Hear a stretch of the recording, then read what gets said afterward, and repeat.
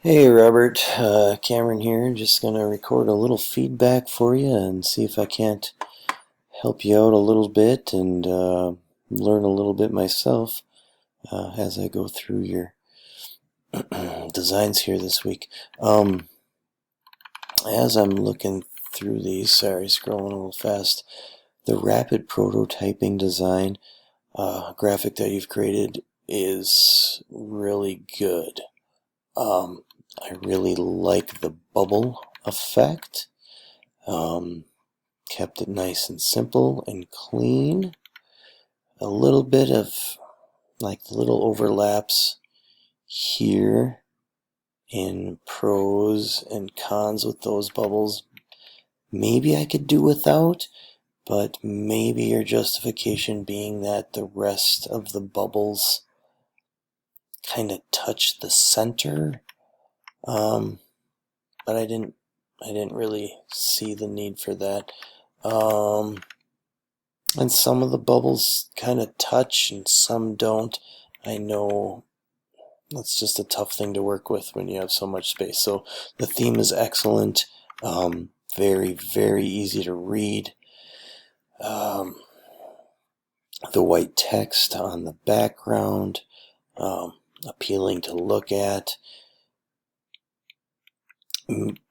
I know you don't want to get too many connections in here, but maybe one more way to show how these are all designed. I know some people maybe put the slash in between these two and show that they were connected, and the same here.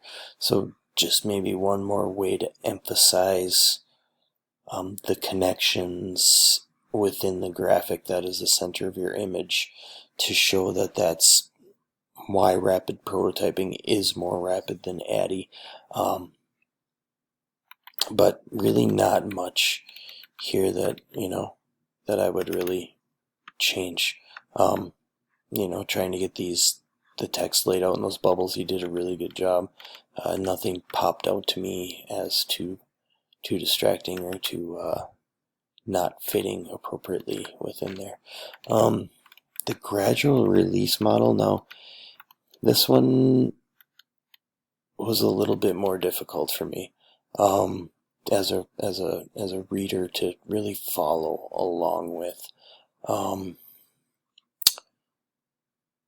Kind of some inconsistencies of the arrows. And maybe it's just me just having a hard time following it. I almost want to think that the short arrow should be on the top with independent practice. And these two should be flipped yeah. So demonstration, the students completing the task. They're doing it all on their own. Shared practice is a little bit more. I just feel like if you're progressing, this arrow should be the longest, because that means you're at the last step, I guess, and kind of the arrows feel as though these bottom two are pointing at the pros and cons. Kind of gives a different notion. And I can see, you're tying the blue back to the blue and the green back to the green, and so on. This orange background, this text shows up nice, and the white text shows up nice. This arrow is fine, and the red arrow, you get that blurry distortion of the text. Just the red on the white on the orange is a little much. But I like the arrows. I like the simplicity. It's just some better way to format them. So the lengths maybe make more sense, even if you put independence. I'm trying to think how you could do this. If you put independence, swap these two left and right, maybe it'd make a little bit more sense, and just change your colors. but I just feel as though this is the last step, so it should be the longest. And maybe the arrow should be pointing this way. Hopefully that makes sense. And if you have more questions, that's why I like to do the videos, because trying to type that out would really distract me, and I know I won't get my point across, and I know I'm even struggling here, but I hope that makes sense to you, where the shorter arrow being the longest step I feel it should be the longest arrow, and maybe I'm just hung up on that.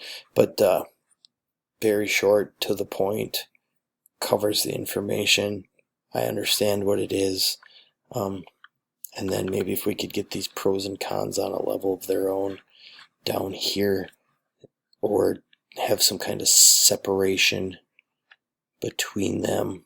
Maybe a box would be a good thing there, or a shadow box, because it appears as though maybe you used Illustrator here to give them a little bit more pop and pull them away from these arrows so they don't mix in there. It looks good though. It's an excellent start. Like I said, the rapid prototyping is spot on. A couple little tweaks, and I think that would be an excellent product.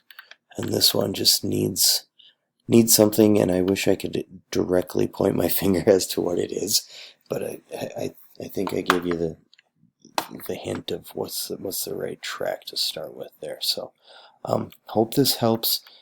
Hope I didn't create more confusion for you on the gradual release model than help. And if you have some more questions, feel free to reach out to me via the LMS here or social media, and we'll hook up and get something hammered out here, and maybe a conversation of question asking. We could come up with a master plan. So appreciate it. Thank you. Looks great. Have a good night.